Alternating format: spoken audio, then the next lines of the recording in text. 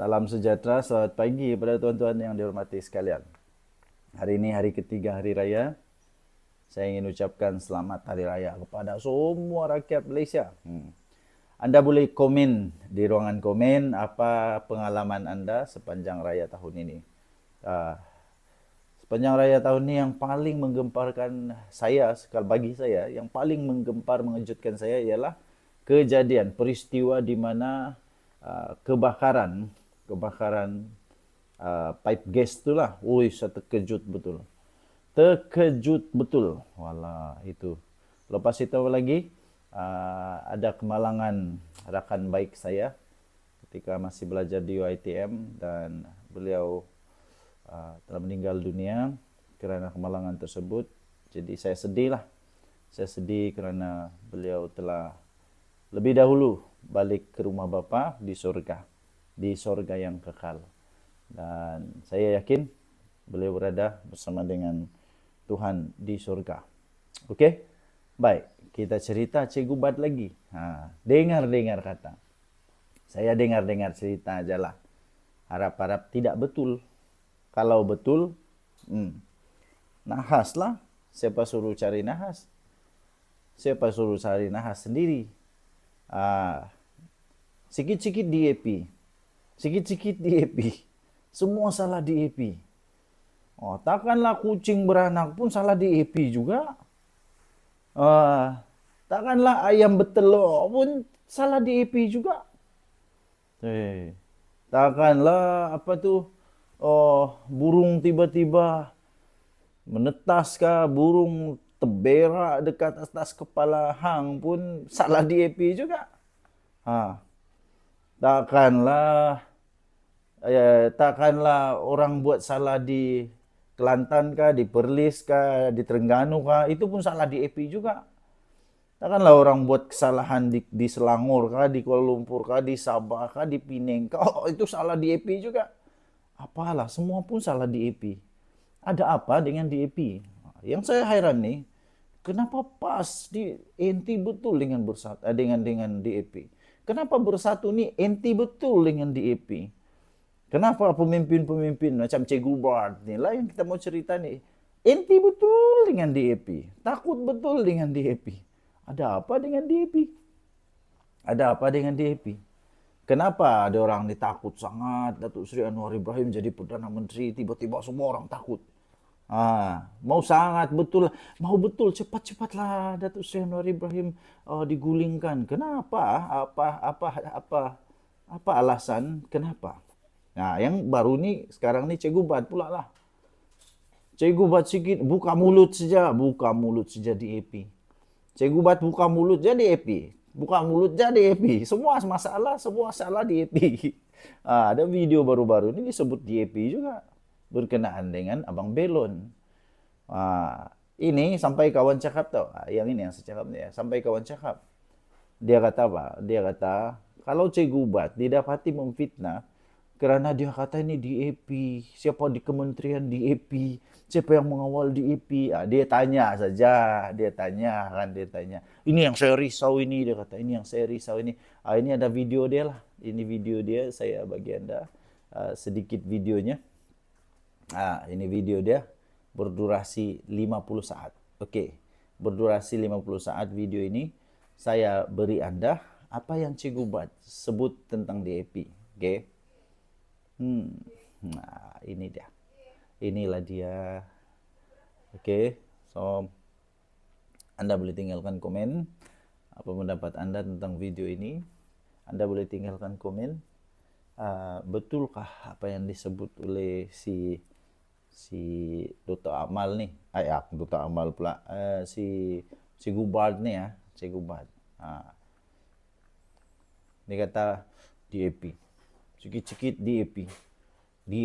Entah apa sangat orang takut dengan DAP. Apa sangat dengan orang takut dengan DAP. Kalau tiba-tiba DAP saman lagi. DAP makin kaya tu. Makin kaya DAP. Makin kaya DAP kalau orang saman lagi. Okey. Kalaulah tiba-tiba DAP saman lagi Aduh, banyak duit di EP. Patutlah di EP kaya betul. Patutlah Lim Guan Eng kaya betul. Sebab diorang dapat duit terbang. Kan? Duit terbang. Okay? So, apa pendapat Anda? Tinggalkan komen. Denyut Nadi, Suara Rakyat berkembang di channel ini. Jangan lupa tekan butang subscribe, like, dan share. Malaysia kita punya, cinta Malaysia aku. Kita jaga kita. Bye-bye. Okey, selamat pagi tuan-tuan dan puan yang dihormati sekalian. Sekali lagi saya ingin ucapkan selamat Hari Raya kepada semua rakan-rakan yang beragama Islam dimanapun anda berada. Hari ini Hari Raya ketiga. Sebagai laporan kepada teman-teman semua, Hari Raya di Sabah memang meriah tahun ini, terutama di Center Point. Siapa yang tahu Center Point, kamu boleh komen macam mana meriah Center Point di Sabah. Apa pengalaman kamu? Apa pengalaman kamu? Apa pengalaman anda sepanjang Hari Raya tahun ini? Mungkin anda pergi ke Center Point atau One Borneo atau Imago atau Suria Sabah. Mungkin ada anda pengalaman bagaimana crowd orang di sana, kan? Okey. Tinggalkan komen anda. Apa pengalaman anda tahun ini beraya di Kota Kinabalu atau dimanapun lah yang anda beraya. Okey, so apa cerita kita pagi ini? Okey. Cerita kita pastilah masih lagi Abang Belon dan Cikgu Bart. Dah habis-habis ya. Dah habis-habis cerita tentang ini. Dan juga cerita Abang Belon juga, tapi dengan Dr. Amal dan geng-geng dia lah. Sepatutnya cerita ini sepatutnya sudah tamat lah. Sudah tamat, tidak ada apa-apa lagi isu sebab sudah selesai. Kemudian apa terjadi? Kemarin saya berjumpa dengan seorang rakan saya yang ada pengalaman ya, ada pengalaman dalam berurusan dengan penguat kuasa ya. Dan kemudian tahu tidak tahu sebenarnya apa yang berlaku kepada Abang Belon ini adalah perkara yang memang menjadi satu SOP, Standard Operation Procedure untuk penguat kuasa. Kecuali yang kasar mengasar itulah. Tapi yang lainnya adalah Standard Operation Procedure. Prosedur apa-apalah. Okay? Jadi, masalah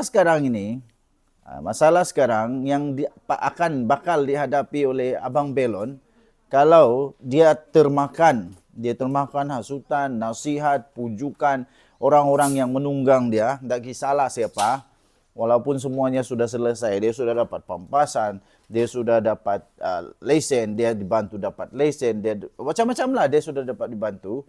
Tapi kan, kalau dia terpujuk juga, lepas tu dia terikut nasihat yang sepatutnya tidak perlu, apa yang dia patut akan lalui? Apa yang bakal dia akan lalui? Sekurang-kurangnya 3 perkara ini. Perkara pertama, dia akan kena saman.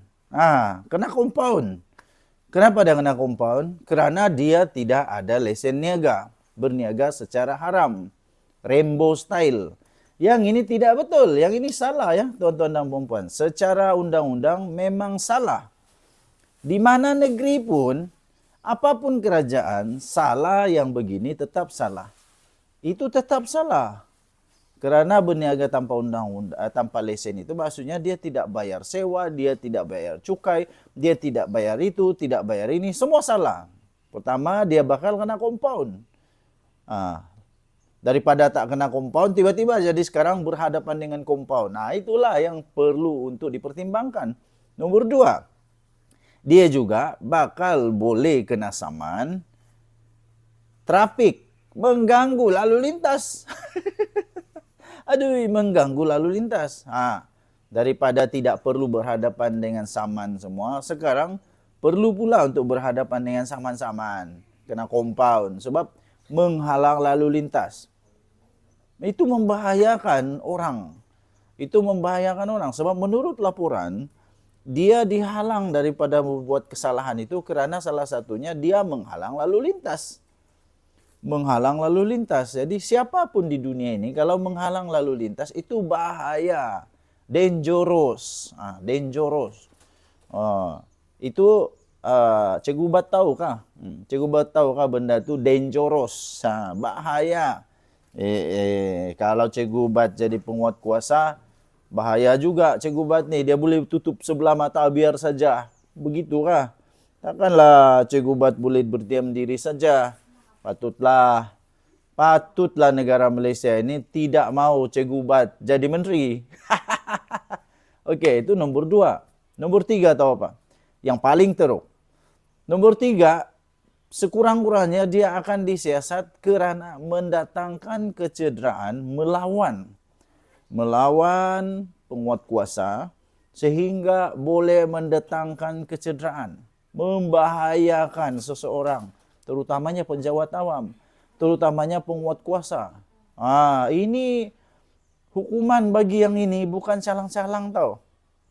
Kalau di negara China kah, di negara orang putih kah, di negara Korea kah, di Jepun kah, manusia, rakyat yang mendatangkan kecederaan, boleh mendatangkan, ini belum mencederakan tau, baru boleh mengakibatkan kecederaan kepada penjawat awam, itu hukuman dia sangat-sangat tinggi, dahsyat hukuman dia, teruk hukuman dia. Bayangkan kalau ini 3 bakal dihadapi oleh Abang Belon. Manakala orang yang menunggang cerita Abang Belon, orang yang syok-syok pakai ini Abang Belon punya cerita sebagai satu tunggangan politik, syok sajalah, berjanji sajalah, kita akan membantu. Tapi yang rasa sedih dia, rasa susah dia itu Abang Belon.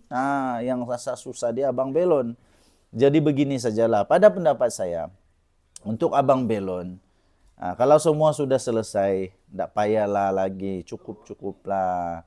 Kalau memang tak juga patah tulang belakang ke apa, kalau sudah dapat pampasan, cukuplah. Tak payahlah kasih panjang-panjang lagi. Lagi pula, kalau kasih panjang mau buat apa lagi? Paling-paling saman jalan di PKL, tapi apa lagi kamu mau buat dengan penjawat awam itu? Mereka sudah kena gantung kerja. Mereka ada istri, ada keluarga. Cikgu Ubat, Dr. Akmal, kenapa hanya melihat kepada penjual itu saja? Kamu tidak pernah terpikirkah tentang keluarga penjawat awam itu, penguat kuasa itu? Dia pun ada keluarga, dia pun ada juga anak bini yang perlu diberi makan. Ya. Dia pun perlu juga untuk bayar hutang, kan? Dia pun perlu beli nasi, beli beras. Lepas itu dia pun cedera juga. Yang paling penting dia hanya jalankan tanggung jawab kerja dia. Ini Cikgu Ubat pula, saya dengar bakal boleh kena saman nih sekarang nih. Kemungkinan besar dia juga telah menyebabkan fitnah. Fitnah apa? Nanti kita cerita. Sementara itu boleh menikmati keindahan alam ciptaan Tuhan. Syukur puji Tuhan, kita dapat menikmati indah hari ini bersama dengan Tuhan, kebaikan Tuhan, bersama dengan keluarga, kan? Okey. Selamat Hari Raya kepada anda semua. Denyut Nadi Suara Rakyat bergema di channel ini. Kita jumpa lagi. Bye-bye.